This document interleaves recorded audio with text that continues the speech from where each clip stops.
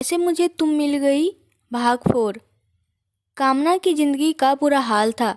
सुबह से शाम तक वो मशीन की तरह काम में लगी रहती, फिर भी सास सरला उससे बुरा व्यवहार ही करती और भैया भाभी नितिन और नीलिमा उसके खिलाफ सरला के कान भरते रहते थे। 2 मंजिला मकान था। सरला और नीलिमा का परिवार ऊपर रहता था, जबकि कामना नीचे रहती थी। अनिमा भी उसके बराबर वाले कमरे में नीचे ही रहती।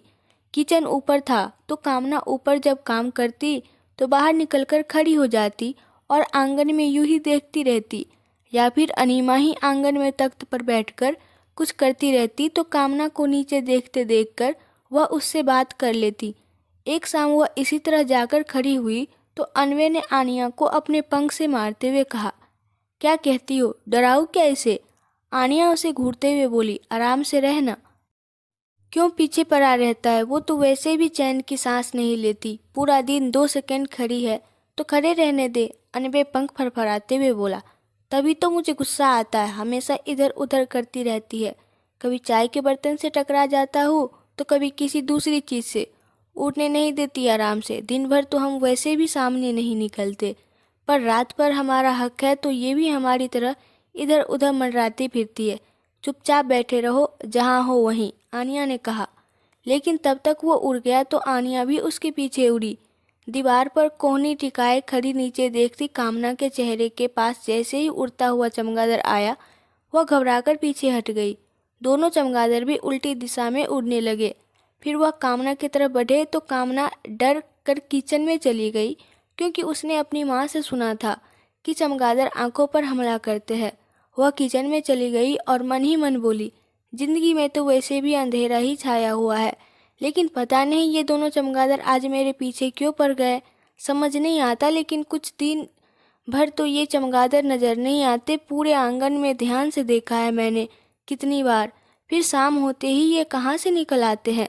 उधर उड़ते हुए अनवे ने हंसते हुए कहा, देखा कैसे डरकर पीछे हुई, मजा आ गया। आनिया उसके पीछे उड़ते हुए बोली, तो क्या मजा आ गया इसमें? अचानक से कोई चमगादड़ किसी के चेहरे के बिल्कुल करीब आएगा तो वो तो डरेगा ही। अनिमा किचन में आते हुए बोली, भाभी क्या सोच रही हो? कामना ने बालों को कान के पीछे करते हुए कहा, कुछ नहीं, सोच रही थी कि ये चमगादड़ दिन भर तो दिखते नहीं, फिर शाम होते ही ये कहाँ से चले आते हैं। अनिमा उसके कंधे पर अपने हाथ रखते हुए बोली, भाभी कह रही हूँ ना कि कोई वैम्पायर ही है जो आप पर फिदा हो। कामना ने उसके सिर पर हल्के से चपत जमा दी और बोली, नहीं होते ये वैम्पायर वगैरह। अनवे किचन की टांड से चिपका हुआ था और आनिया भी कुछ दूरी पर वहीं लटकी हुई थी।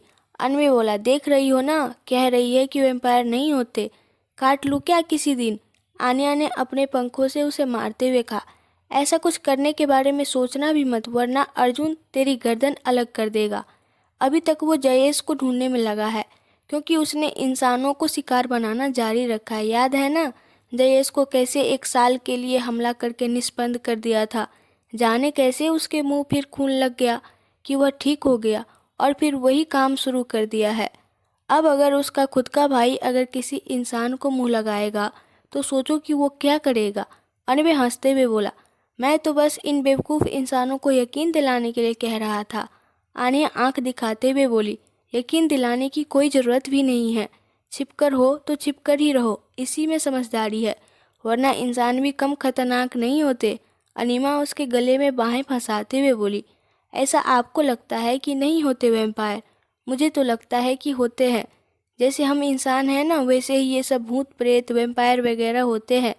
कामना ने उसके हाथ हटाते हुए कहा, आपका दिमाग खराब हो गया है और अब आप मेरा भी दिमाग खराब करने में लगी हुई है। सब मन का वहम है। मुझे वैसे भी बहुत डर लगता है। यही सब सोचती रह जाऊंगी तो नींद भी नहीं आएगी रात में। प्लीज़ इस बारे में सोचना बंद कर दीजिए। अनीमा हाथों को घुमाते हुए बोली, भाभी इमेजिन तो करो कि ये दोनों चमगादड़ चमगादड़ न होकर वैम्पायर हो, जो किसी खास वजह से अपने कुनबे से अलग हो और यहाँ अपने किसी मकसद की वजह से छिपे हो। किसी को आपसे प्यार हो जाए। बस बस, कामना ने उसे टोकते हुए कहा, इतने ख्वाब मत देखिए, वरना पता लगेगा कि सासू माँ आपके लिए लड़का ढूंढेगी और आप उसमें वैम्पायर की तलाश करने लगेंगी। अनीमा हंसने लगी और बोली, मज़ा आ जाएगा ना, कितनी एडवेंचर वाली ज़िंदगी हो जाएगी। वैम्पायर और हम कामना अब उसे किचन से बाहर करते हुए बोली, आप जाकर पढ़ाई कीजिए, कोई एडवेंचर वाली ज़िंदगी नहीं होगी। एक बार गर्दन में दांत चुभाएंगे और हम निष्प्राण सफ़ेद होकर नीचे पड़े होंगे। सारा एडवेंचर सेकंड भर में ख़त्म हो जाएगा। क्या भाभी, इतने अच्छे सपनों को ब्रेक लगा देती है आप, अनिमा ने तुनकते हुए कहा और बाहर निकलने को हुई। तभी अनवे उसके चेहरे के आगे पंख फड़फड़ाता हुए आ गया तो वह सन्न रह गई और वापस किचन में भागकर कामना के पीछे छिपते हुए बोली, भाभी बचाओ, चमगादड़। कामना हंसने लगी और बोली, अरे क्या हुआ, यहाँ क्यों भाग कर आ गई, बातें कर लो उससे। अनिमा कामना का हाथ अपने सीने पर रखते हुए बोली, देखो तो धड़कन बाहर निकलने को तैयार है। मैं तो वैसे ही कह रही थी मुझे भी हार्ट अटैक आ जाएगा, सच्ची। अनिमा नीचे चली गई और कामना अब चुपचाप रोटी बनाने लगी। अनवे हवा में उड़ने लगा और अनिमा के चेहरे को याद करते हुए मुस्कुरा दिया। एडवेंचर, हा हा। रात में अनिमा सोई तो अनवे खिड़की के रास्ते उसके रूम में चला गया। सोई हुई अनिमा की सिरहाने वह अपने रूप में आ गया और उसके माथे पर अपनी 2 उंगली फेर दी। अनिमा ख्वाबों की दुनिया में चली गई। वह जंगल में थी और इधर उधर देख रही थी। पेड़ों के सिवाय दूर दूर तक कुछ नहीं था और आवाज़ के नाम पर सिर्फ पत्तों की सरसराहट थी। हवाएं अपना रुख बदलते हुए चल रही थी। अनिमा के शरीर में डर से झुरझुरी उत्पन्न हो रही थी। अनिमा घबरा रही थी और थूक निकल रही थी। तभी लगा कि कोई जानवर उसकी तरफ बढ़ रहा है। जब लगा कि वह जानवर करीब आ गया तो वह डरकर पीछे पलटी, लेकिन सामने देखा तो कोई इंसान काले कपड़े में नीचे झुककर बैठा हुआ है। अनिमा ने पीछे की तरफ हटते हुए कहा, कौन है? अब उस इंसान ने चेहरा ऊपर किया तो अनिमा की आंखें फैल गई। उसके होठों के किनारे से खून निकला हुआ था और एक बड़ा सा उदबिलाव नीचे मरा पड़ा था। वह लंबा सा खूबसूरत शख्सियत वाला शख्स खड़ा हुआ और अनिमा की तरफ बढ़ा तो अनिमा बोली, नहीं, मेरे पास मत आना। वह फिर भी नहीं रुका। तभी अनिमा पेड़ की जड़ों में पैर उलझने से नीचे गिर पड़ी और उस वैम्पायर को खुद के करीब आते देखकर उसकी घिघी बंद गई। फिर जब वह बिल्कुल करीब आ गया और उसके पास बैठ गया तो साहस समेटकर अनिमा चीख पड़ी और इसके साथ ही अनिमा की आंख खुल गई। वह पसीने से तरबतर थी और उठकर बैठते हुए उसने फटाफट 2-3 गिलास पानी पी लिया। इधर उधर देखा तो कोई नहीं था। वह पसीना पोंछते हुए बोली, कितना अजीब सपना था। ठीक ही कह रही थी भाभी, मैं कुछ ज़्यादा ही सोचने लगी हूँ एम्पायर के बारे में। सपने में तो एडवेंचर से इतना बुरा हाल हो गया, हकीकत होता तो मैं क्या करती। वह उठी और कामना के रूम का दरवाज़ा खटखटाया। कामना ने वक्त देखा, रात के 2 बज रहे थे। उसने दरवाज़ा खोल दिया और अनिमा को सामने देखकर हैरान रह गई। अनिमा ने जल्दी से दरवाज़ा बंद किया और बेड पर चढ़ गई। कामना भी बेड पर आ गई और बोली, क्या हो गया? अनिमा ने उसे अपना सपना सुना दिया तो कामना मुस्कुराते हुए बोली, लगता है किसी वैम्पायर तक आपके मन की बात पहुंच गई, इसलिए उसने आपको एडवेंचर दिखा दिया। भाभी हंसो मत, मैं सच में बहुत डर गई थी, लगा कि ये सब सच है। अनिमा उसे पकड़कर लेटते हुए बोली। कामना ने उसकी हथेली पर अपनी हथेली रखते हुए कहा, इसलिए कह रही थी कि ज़्यादा मत सोचो, डरो मत, कुछ नहीं हुआ है, सब सोचने का ही नतीजा है कि उल्टा सीधा सपना आया। अनिमा अब चुपचाप सो गई, लेकिन उस वैम्पायर का चेहरा उसके जहन में रह गया।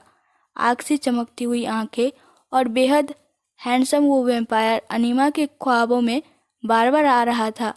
अनवे अपनी जीत पर मुस्कुराते हुए अब आनिया के साइड में आ लटका तो आनिया ने उसे घूर कर देखा और मन ही मन बोली, इसे तो सबक सिखाना ही पड़ेगा, वरना ये नहीं सुधरेगा। इसकी शरारतें दिन ब दिन बढ़ती ही जा रही है। अनवे अब उसकी तरफ देखते हुए बोला, मैं भी मन पढ़ सकता हूँ आनिया। आनिया ने उसे घूरते हुए कहा, तो मैं क्या करूँ? पढ़ सकता है तो सुधर जा, वरना अर्जुन को खबर कर दूंगी। अनवे हवा में उड़ते हुए बोला, कर ही न दो तुम खबर, कितनी धमकी देती हो मुझे। आनिया ने अब न कुछ सोचा और ना ही कुछ कहा, चुपचाप एक तरफ को हो गई। अनवे अनिमा के बारे में सोचकर फिर से मुस्कुराने लगा तो वही आनिया ने अपनी आंखें बंद कर ली और बोली, अर्जुन मिलना चाहती हूँ तुमसे, आओ यहाँ हमारे पास। उधर अर्जुन ने अपनी आंखें खोली और सोचा, बहुत लंबा वक्त हो गया, मिलकर आना चाहिए दोनों से। कल शाम को जाऊंगा। अगले दिन कामना घर के काम निपटाने के बाद जैसे ही नीचे गई, अनिमा उसके पास बैठते हुए बोली, भाभी आज रात को मज़े करेंगे। कामना ने माथे पर आई पसीने की बूंदों को पोंछते हुए कहा, आपका दिमाग हिल गया है क्या? सासू माँ से मुझे मार खिलाने का इरादा है? अनिमा फुसफुसाते हुए बोली। भाभी, वो लोग आज किसी की शादी में जा रहे हैं। मैंने तबीयत खराब का बहाना कर लिया है और मैं यहीं रुक रही हूँ आपके साथ। कामना उदास होते हुए बोली, मेरी वजह से आप क्यों एंजॉय नहीं कर रही? जाइए ना शादी में, अच्छा लगेगा। अनिमा आंखें दिखाते हुए बोली, क्यों, आपका मन नहीं होता जाने का? कामना उसके हाथ पर हाथ रखते हुए बोली, मेरा सच में मन नहीं होता अनिमा। ये बेरंग सी जिंदगी ही अब किस्मत है, तो मैं खुश हूँ इसमें। अनिमा उठते हुए बोली, खुश नहीं हूँ, समझौता कर रही हो। दोनों में बहुत अंतर है। कामना ने अब बहस करने से बचने के लिए वहाँ से उठ जाना ही बेहतर समझा और अनिमा चुपचाप लेट गई ताकि लग सके कि वह बीमार है। वह लेटी तो उसे फिर अनवे का चेहरा याद आ गया। हाथ से चेहरे का खून एक तरफ से पोंछते हुए उसका यूं करीब आना जब याद आया तो अनिमा के बदन में झुरझुरी सी दौड़ गई। उसने आंखें खोल ली और बोली, इसमें कोई शक नहीं कि बहुत खतरनाक था वो, लेकिन इसमें भी कोई शक नहीं कि बहुत स्मार्ट था वो। चमगादड़ के भेष में खिड़की से चिपके अनवे की आंखें आग से चमक उठी और एक बार फिर व्यंग्यात्मक मुस्कुराहट उसके होठों पर खेल गई। शाम को सब शादी में चले गए तो अनिमा ने किचन में जाकर गैस ऑफ करते हुए कहा, भाभी बंद करो ना ये, अरे खाना तो बना लेने दो कम से कम। कामना ने कहा, लेकिन अनिमा उसका हाथ खींचकर आंगन में ले आई। सॉन्ग ऑन करते हुए वह बोली, चलो सब कुछ भूलकर आज हम मस्ती करेंगे। अनवे बाहर पड़ोस के पेड़ पर था तो आहट लगते ही वह तुरंत वहां चला आया। कामना तो हाथ छुड़ाकर तख्त पर बैठ गई, लेकिन अनिमा पूरी तरह खुलकर डांस करने लगी। अनिमा को बार बार अनवे की वो आग जलती हुई निगाहें याद आ रही थी और अनवे तो उसे कामना के साथ यूं जबरदस्ती डांस करते हुए देखकर पागल हुआ जा रहा था। वो चाह रहा था कि कामना को गायब कर दे और खुद उसकी जगह खड़ा हो जाए। तू बहुत ज़्यादा ही दिलचस्पी ले रहा है उसमें, ख्याल को ख्याल ही रहने दे, ज़्यादा आगे मत बढ़। अनवे के होठों पर व्यंग की एक लकीर दौड़ गई और वह बोला, आनिया, मुझे ऐसा क्यों लग रहा है कि तुम्हें जलन हो रही है? ढूंढ लो खुद के लिए किसी को और मुझ पर रोक टोक बंद करो। तुम्हारी बेवकूफ़ी हमें भारी पड़ जाएगी किसी दिन। आनिया ने आंख दिखाते हुए कहा। अनवे ने उसे परे करते हुए कहा, दोस्त हूँ तुम्हारा, ये आंखें दिखाकर मुझ पर गुस्सा दिखाने से अच्छा है कोई ऐसा ढूंढो जो इन आंखों को देखकर या तो डर जाए या फिर राहत ढूंढ ले इन आंखों में। आनिया उससे नज़र हटाते हुए बोली, मैं उसके जहन से कल रात की याद मिटा दूंगी। अनवे ने व्यंग्यात्मक ढंग से मुस्कुराते हुए कहा, उसके जहन में मेरी निगाहें बस गई है तो उसकी यादों से इसे न वो मिटा सकती है और न तुम। भविष्य के बारे में कुछ सोचते भी हो तुम या नहीं? आनिया ने झल्लाते हुए कहा। अनवे छत पर चला गया और अपने रूम में आते हुए बोला, मैं कल की फिक्र में आज गंवाने में यकीन नहीं रखता। मुझे वो पसंद आ गई है और मुझे वो मेरी बाजुओं के घेरे में चाहिए। आनिया भी उसके पीछे छत पर चली आई और अपने रूप में आ गई। दूधिया सफ़ेद सुनहरे बाल वाली लड़की थी आनिया, आंखें बेहद नसीली, मछली की शेप में, चेरी से होठ, बेहद जानलेवा खूबसूरती की मालकिन थी।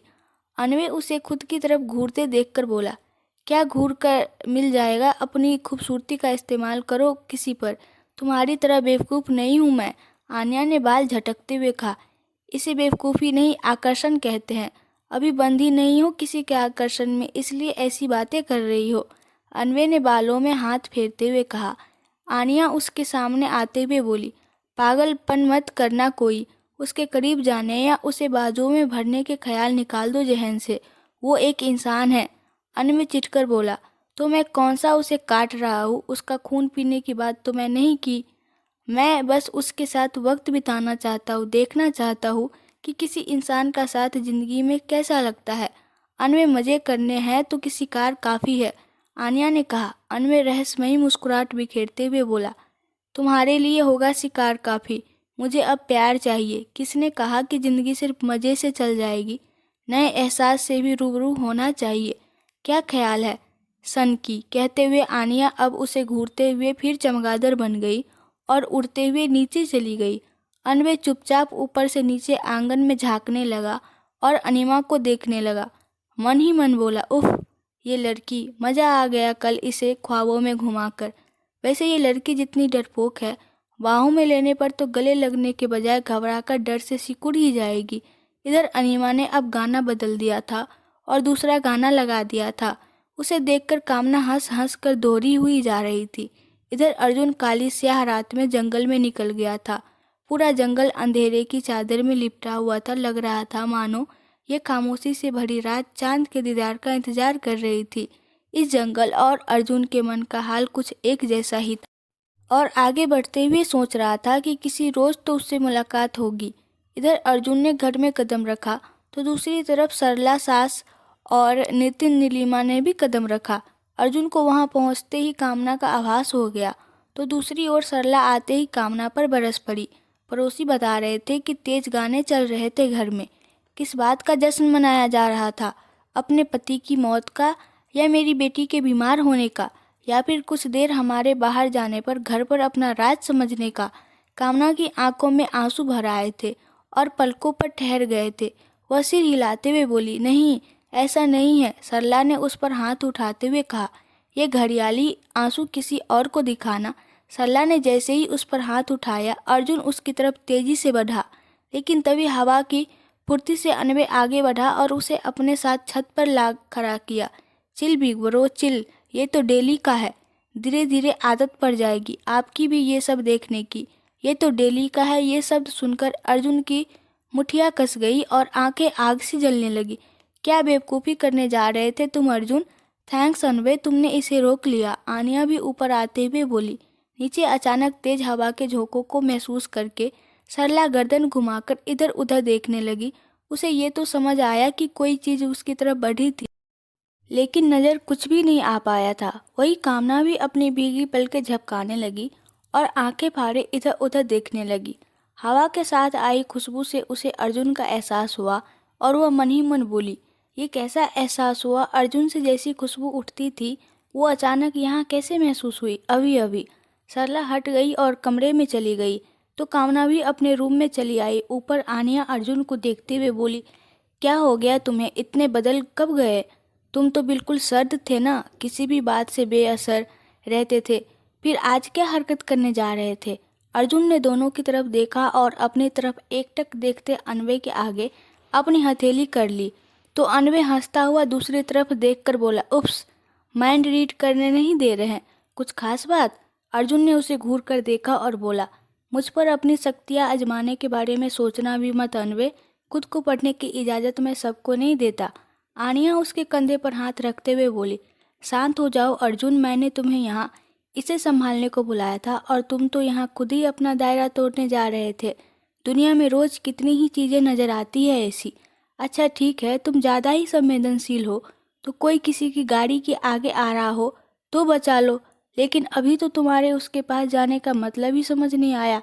एक थप्पड़ में ये लड़की मर तो नहीं जाती कि उसके लिए? आनिया बस, अर्जुन ने उसकी बात काट कर कहा और उनके देखते ही देखते हवा की स्पीड से उड़ गया।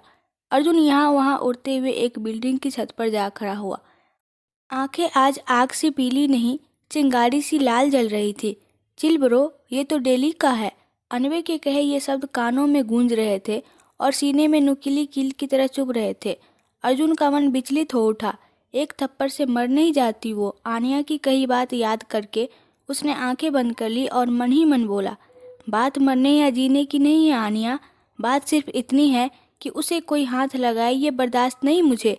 फिर उस लेडी ने तो थप्पड़ मारने की जरूरत कर दी, वो भी मेरी निगाहों के सामने। उसे यूं ही छोड़ना मुमकिन नहीं मेरे लिए। उन हाथों को सजा मिलनी तो जरूरी है। अर्जुन ने आंखें खोली और वापस घर की तरफ उड़ गया। अनवे की बगल में आकर रुका और बोला, आनिया कहाँ गई? उसे शिकार की जरूरत महसूस हो रही थी तो वो निकल गई। अनवे ने कहा, तुम क्या कर रहे हो आजकल? आनिया कह रही थी कि तुम कुछ गलत हरकतें कर रहे हो, अर्जुन ने कहा। अनवे उसकी निगाहों में देखते हुए बोला, मैं बस किसी के ख्वाब को सच करने की कोशिश कर रहा हूँ। अब जब हमारे पास पावर है तो इतना तो कर ही सकते हैं, कभी कभार किसी के लिए। अर्जुन ने उसके दिमाग को पढ़ते हुए कहा, मस्ती एक हद तक ही अच्छी लगती है, इतनी भी नहीं कि डर से किसी की जान पर बनाए। प्रॉमिस भाई, मैं लिमिट में ही रहूँगा, अनवे ने कहा। अर्जुन ने आंखें बंद कर ली और कामना को महसूस करने की कोशिश की ताकि उसका रूम जान सके। 2 से 3 सेकंड के अंदर वह कामना का कमरा जान गया, क्योंकि चमगादड़ों की सुनने और नाक से महसूस करने की क्षमता बहुत ज़्यादा होती है। उधर आनिया जंगल में शिकार के लिए निकली थी और एक सियार का खून पीकर अब जब उसने दूसरे शिकार के लिए अपनी तेज ध्वनि तरंगे निकाली तो उसे रास्ते में कुछ बाधा महसूस हुई। उसके होठों पर एक लकीर सी उभर आई और वह उसी दिशा में तेजी से बढ़ गई। जयेश, तो तुम भी यही हो? आखिर तुम्हें ढूंढ ही लिया ना मैंने, आज बचकर जाने नहीं दूंगी। उधर जयेश को भी आभास हो गया तो वह तेजी से एक दिशा में भागने लगा। आनिया भी उतनी ही गति से उसकी तरफ बढ़ी और उसे पकड़ने के लिए अपनी ध्वनि तरंगों को इस्तेमाल करती रही। जयेश भी अलग तरीके की तरंगे निकालकर उसको रास्ते से भटकाने की कोशिश कर रहा था, लेकिन आनिया फिर भी उसका पीछा नहीं छोड़ रही थी। एक मोड़ पर जाकर आनिया रास्ता भटक ही गई और कुछ दूरी पर छिपा जयेश अपने होठों के किनारे से लंबे नुकीले दांत बाहर करते हुए उसकी तरफ बढ़ा। तभी आंखें बंद करके खड़ी आनिया ने अपनी आंखें खोल दी और अपनी जगह से फुर्ती से हट गई। अब दोनों आमने सामने थे। आनिया की आंखें आग से चमक उठी तो जयेश की आंख भी जल उठी। आनिया उससे लड़ने लगी। दोनों हवा में और पैरों पर इधर उधर उड़ते हुए लड़ रहे थे। तभी ज़्यादा देर होने की वजह से अनवे ने आनिया से बात करने की कोशिश की, लेकिन आनिया ने अपनी शक्ति के इस्तेमाल से उसे खुद तक पहुंचने से रोक लिया। कांटेक्ट न होने पर अनवे ने आंखें खोल ली और मन ही मन बोला, ये आज गई कहाँ है? खुद से कांटेक्ट भी नहीं करने दे रही, ब्लॉक कर रही है मेरे रास्ते को। अनवे भी अब जंगल की तरफ बढ़ते हुए बोला, ब्रो मुझे शिकार पर जाना है, आता हूँ कुछ देर में। अर्जुन ने उस पर गौर नहीं किया, क्योंकि इस वक्त उसके दिमाग में सिर्फ और सिर्फ कामना घूम रही थी। अनवे भी जंगल में आ पहुंचा और आनिया से संपर्क करने की कोशिश की, लेकिन उसने अब भी अनवे का मार्ग अवरुद्ध किया हुआ था। इधर अनवे के जाते ही अर्जुन कामना के रूम में जा पहुंचा। कामना लेटी हुई थी तो अर्जुन उसके सिरहाने खड़ा होकर चुपचाप उसे देखने लगा। अर्जुन उसे देखते देखते झुका और उसके उस गाल की तरफ अपनी हथेली बढ़ा दी। जैसे ही अर्जुन ने उसके गाल को स्पर्श किया, कामना कुनमुना उठी और अगले ही पल उसने आंखें खोल दी। अर्जुन उसके आंखें खोलने से पहले ही फुर्ती से वहां से हट गया। कामना अपने गाल पर हाथ रखते हुए इधर उधर देखने लगी। 0 वाट के बल्ब से कमरे में बहुत हल्की रोशनी ही थी। आसपास अभी भी अर्जुन की खुशबू थी जिसे वह महसूस कर पा रही थी। अर्जुन के साथ कमरे में रहते वक्त जो खुशबू महसूस होती थी वो अचानक ही आज क्यों महसूस हो रही है? ऐसा क्यों लग रहा है कि किसी ने मुझे टच किया था अभी अभी? सोचते सोचते कामना बिस्तर से नीचे उतरी और लाइट ऑन करते हुए दरवाजे की तरफ बढ़ गई। दरवाजे की चिटकिनी लगी हुई थी और कमरे में भी कोई नज़र नहीं आया तो कामना ने बिस्तर के नीचे झांक कर देखा। इधर उधर भी घूमकर पर्दे हटाकर देखा, लेकिन कोई नज़र नहीं आया तो वह लाइट ऑफ करके फिर से बिस्तर पर आते हुए बोली, कोई भी तो नहीं है, पता नहीं कैसा वहम हो गया आज मुझे। वह लेट गई तो पर्दे के एक कोने पर चमगादड़ के भेष में चिपका अर्जुन बाहर निकल गया और छत पर चला आया। आपका चेहरा उदास हो तो मुझे बिल्कुल अच्छा नहीं लगता। वही खनकती हंसी कानों में आज भी गूंजती है। मुझे फिर से वो हंसी देखनी है और सुननी है। अर्जुन ने अब सास सरला के कमरे की तरफ देखा और उसकी आंखें एक बार फिर लाल चमक उठी। उधर जंगल में अनवे अब अंदाजे से ही एक दिशा में आगे बढ़ा तो कुछ वक्त बाद उसे आनिया की खुशबू महसूस होने लगी। वह फुर्ती से उस दिशा में उड़ गया। जब उसे एक से अधिक लोगों की उपस्थिति महसूस हुई तो वह चौकन्ना हो गया। जयेश और आनिया लड़ते लड़ते एक दूसरे को घायल किए जा रहे थे, लेकिन जयेश उस पर भारी पड़ रहा था क्योंकि इंसानी खून पीकर उसे अधिक ताकत मिल चुकी थी। आनिया उसकी गर्दन पर सवार थी और जैसे ही उसकी गर्दन पर वार करने को हुई, जयेश ने एकाएक उसे नीचे पटकते हुए उसकी गर्दन को काटना चाहा, लेकिन तभी हवा की तेज से अनवे उसे अपने साथ ले उड़ा। जयेश और अनवे अब लड़ने लगे तो आनिया को इंसानी गर्म खून की खुशबू महसूस हुई। वह इंसानी भेष में उस दिशा में आगे बढ़ गई तो देखा पेड़ के पीछे एक नौजवान घायल अवस्था में अचेत था और अब धीरे धीरे होश में आ रहा था। उसके आंखें खोलते ही आनिया ने उसकी आंखों में घूरकर देखा और उसे फिर अचेत कर दिया। उसकी कनपट्टी के पास अपनी 2 उंगली रखकर उसने अपनी आंखें बंद कर ली तो पता चला कि जयेश ने जानबूझकर अपनी शक्ति का इस्तेमाल करके एक गाड़ी का बैलेंस बिगाड़ दिया था और उसी गाड़ी से टक्कर लगकर ये लड़का घायल हो गया था। जयेश अपने इंसानी भेष में उसे हॉस्पिटल ले जाने के बहाने जंगल में उठा ले आया था, तभी आनिया चली आई थी, जिसकी वजह से जयेश इसे शिकार नहीं बना पाया था। अनवे ने जयेश से लड़कर उसे घायल कर दिया और थका भी दिया था। खुद भी हल्की फुल्की चोट खाई थी, लेकिन वह घाव तुरंत भर गए थे। जयेश आखिर में भाग निकला तो अनवे पीछे मुड़ा और एक हिरन को आनिया के सामने ला पटका। आनिया को खून की जरूरत थी, वह हिरन का खून पीकर अब सीधी खड़ी हुई, वापस से खुद में ताकत महसूस की और उस लड़के की तरफ बढ़ गई। अनवे उसे देखते हुए बोला, क्या सोच रही हो? इसका क्या करें? आनिया बालों में हाथ घुमाते हुए बोली, कुछ समझ नहीं आ रहा। अनवे ने उस युवक की तरफ बढ़ते हुए कहा, किसी बस स्टैंड पर छोड़ देते हैं। आनिया ने उसे घूर कर देखा और बोली, पागल मत बनो, जयेश फिर इसे उठा ले जाएगा। अनवे उड़कर उसके कानों के पास बोला, इतना कंसर्न, बकवास मत कर। कहते हुए आनिया ने जैसे ही उसका मुंह नोचने के लिए हाथ उठाया, अनवे हंसते हुए पेड़ पर जा बैठा। अनवे और आनिया सुबह होने तक भी नहीं आए तो अर्जुन ने उनसे संपर्क करने की कोशिश की। अनवे ने आंखें बंद करते हुए कहा, सब ठीक है ब्रो, सब ठीक है। जयेश मिल गया था रात को जंगल में, बस उसी की वजह से अब तक यहीं ठहरे हुए हैं। जयेश कहाँ है? अर्जुन ने हैरानी से पूछा। हाँ ब्रो, वो इधर ही है। रात लड़ाई हुई आनिया और मेरी उससे, पर भागने में कामयाब हो गया। अनवे ने कहा। तो घर क्यों नहीं आ रहे? वहाँ क्यों रुके हो अब तक? अर्जुन ने पूछा। एक लड़के को लाया था जयेश शिकार बनाने के लिए, उसकी ही देखभाल कर रही है आनिया। होश में आ जाए तो हम भी आ जाएंगे अपने ठिकाने पर। अनवे ने आनिया की तरफ देखते हुए मुस्कुराकर कहा, फिर अपनी आंखें खोल दी। आनिया चुपचाप उस शख्स को घूर रही थी और मन ही मन बोली, ऐसी भी क्या बेहोशी जो इसे होश ही नहीं आ रहा है? वो जख्मों की वजह से बेहोश नहीं हुआ, तुम्हारी खूबसूरती को देखकर बेहोश हो गया है। अनवे ने हंसते हुए कहा। आनिया ने उसकी तरफ देखते हुए कहा, मतलब तुम इनडायरेक्ट मुझे बदसूरत कह रहे हो? खूबसूरती देखकर तो आंखें खुली की खुली रह जाती है, बंद नहीं होती। तुम्हारी जैसी असाधारण खूबसूरती इसने कभी देखी जो नहीं होगी। अनवे ने फिर व्यंग से मुस्कुराकर कहा।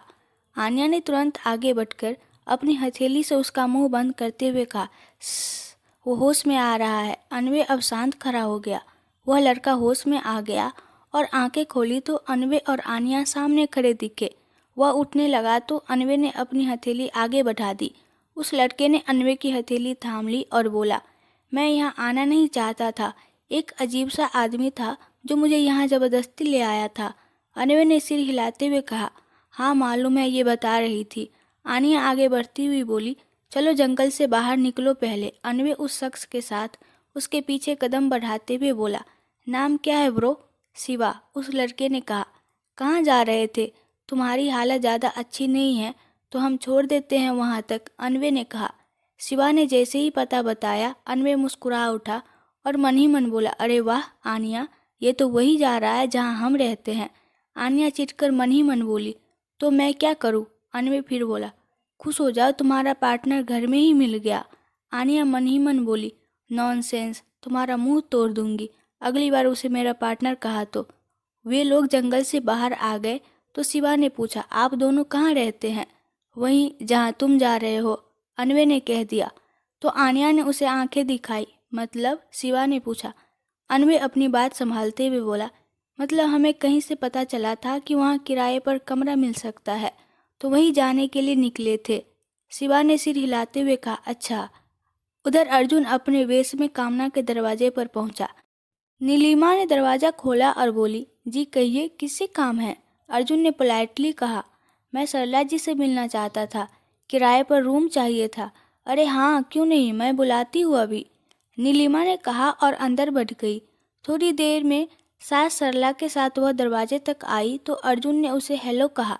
वह अर्जुन को घर के अंदर ले आई और नीचे कामना के सामने वाले कमरे को दिखाते हुए बोली, ये कमरा है। अर्जुन ने फौरन हामी भर दी और बोला, जी मुझे पसंद है, शाम तक मैं सामान ले आऊँगा, मेरे साथ मेरे भाई बहन भी रहेंगे यहीं।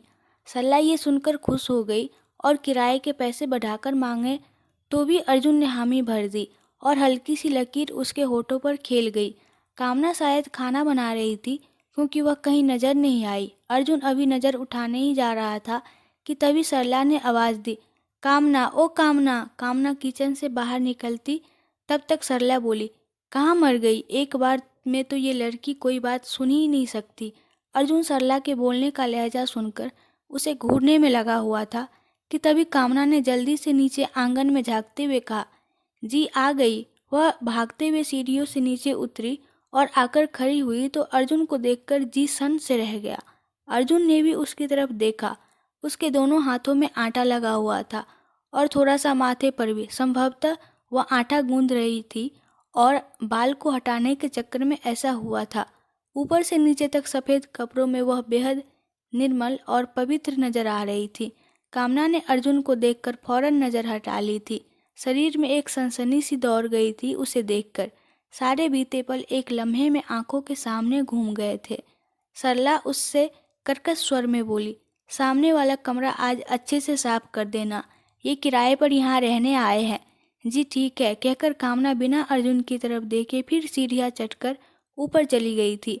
अर्जुन जैसे ही जानने के लिए मुड़ने को हुआ, सरला बोली, आप अपना सामान लाने की तैयारी करो बेटा, कमरा आपको साफ मिलेगा शाम तक। जी बिल्कुल, मैं भी अब देरी नहीं करना चाहता, अर्जुन ने कहा और बाहर निकल गया। उधर उसके जाने के कुछ देर बाद अनवे और आनिया शिवा के साथ वहां पहुंचे। दरवाज़ा खोलते ही सरला बोली, आ गया मेरा बेटा, पर ये सब चोट कैसे लग गई? शिवा अंदर बढ़ते हुए बोला, कुछ नहीं, एक छोटा सा एक्सीडेंट हो गया था। आनिया और अनवे को देखकर सरला ने पूछा, ये कौन? इन दोनों ने मेरी हेल्प की है और शायद यहीं आ भी रहे थे किराए पर कमरा देखने के चक्कर में, शिवा बोला। सरला सिर पर हाथ मारते हुए बोली, अच्छा हाँ, इनसे पहले ही इनका भाई आकर देख गया है, बात हो गई है उससे। अनवे और आनिया एक दूसरे का चेहरा देखने लगे। फिर आनिया मन ही मन बोली, अर्जुन ने किराए पर रहने की बात क्यों कर ली? अनवे भी भौहें उछालते हुए बोला, बिग ब्रो के दिमाग में कुछ तो चल रहा है, शायद जयेश के बारे में सुनकर यहाँ रुकने का फैसला कर लिया हो सकता है, आनिया ने कहा। शिवा उन दोनों को देखते हुए बोला, अंदर आइए न, बाहर ही क्यों रुक गए? अनवे मुस्कुराते हुए बोला, शाम को आएंगे ही, अभी चलते हैं, भाई की हेल्प भी तो करवानी होगी। शिवा ने आनिया की तरफ देखते हुए कहा, चाय पी लीजिए फिर चले जाइएगा, 5 मिनट लगेंगे बस। हम चाय नहीं पीते, आनिया ने सपाट लहजे में कहा। तो अनवे मन ही मन बोला, हम खून पीते हैं डियर, कल तुम्हारा भी खून पी लिया गया होता। अगर आनिया ना होती तो आज हमें चाय पूछने के लिए तुम जिंदा नहीं होते। दोनों चले गए और नर्मदा नदी के पास जंगल में छिप गए। तभी अर्जुन वहां आया और बोला, ठीक हो दोनों? आनिया ने उससे कहा, हाँ, पर अफसोस है जयेश को पकड़ नहीं पाई। निराश मत हो, ये पता लग गया कि आजकल वो इसी इलाके में सक्रिय है, तो उसे पकड़ भी लेंगे किसी रोज, अर्जुन ने कहा। अनवे हवा में कलाबाजी खाते हुए बोला, ब्रो कल उसे खूब पटकनी दी आनिया ने, और कलाबाजियाँ भी बहुत हुई हम लोगों के बीच, लेकिन बचकर भाग ही निकला आखिर में वो। इतनी आसानी से वो पकड़ में नहीं आने वाला, उसकी शक्तियों को कम मत आंकना, अर्जुन ने कहा। पता है जिस लड़के को हमने कल बचाया, उसके भाई को भी इसी ने मारा है, अनवे ने कहा। अर्जुन ने अब तुरंत उसकी तरफ देखा। कैसे मालूम? अनवे निगाहें घुमाते हुए बोला, वही कह रहा था कि आज तो बचा लिया, लेकिन इसे देखकर याद आ रहा है कि कुछ वक्त पहले इसके एक भाई को मार चुका हूँ। इसे भी मार डालूंगा एक दिन। नज़र में आने के बाद शिकार मैं नहीं छोड़ता। बहुत स्वादिष्ट खून था इसके भाई का। आनिया की आंखें चमक उठी और वो पास से गुजरते हुए सियार को दबोचते हुए बोली, मैं भी देखती हूँ कैसे करता है वो इसका शिकार। अनवे ने अब अर्जुन को आंख मारते हुए आनिया की तरफ इशारा किया।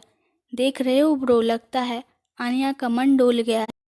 अनवे, अर्जुन ने कहा और आंखें दिखाई तो अनवे दूसरी तरफ चेहरा करते हुए मन ही मन बोला, मुझे तो थोड़ा थोड़ा आप पर भी शक हो रहा है ब्रो, कुछ तो है आपके मन में। अर्जुन वहाँ से तेजी से जाते हुए बोला, पहले भी कहा है कि मेरी पर्सनल ज़िंदगी में ताक झाक की कोशिश मत करना। ओहो एंग्री मैन, अनवे ने बालों में हाथ फेरते हुए कहा और फिर एक लोमड़ी पर लपक पड़ा। उधर कामना कमरा साफ करते हुए सोचने लगी, ये क्या हो रहा है? कल से ही मुझे अर्जुन की उपस्थिति का एहसास हो रहा था और आज अर्जुन अचानक यहाँ आ गया। समझ नहीं आ रहा कुछ। उसके यहाँ आने के बाद रिश्ते और न उलझ जाए। कहीं नीलिमा भाभी सासू माँ को और भी ज़्यादा भड़काने लगी तो मेरा रहना दुर्भर हो जाएगा और फिर अर्जुन न जाने कैसे रिएक्ट करेगा। वो पहले भी मुझे लेकर बहुत प्रोटेक्टिव था और अब ये सब देखकर तो पता नहीं क्या करेगा। अगर आपको इस कहानी के आगे का पार्ट देखना है तो कमेंट में बताएं और प्लीज़ आप लोग मेरे चैनल को सब्सक्राइब कर दो। Thank you.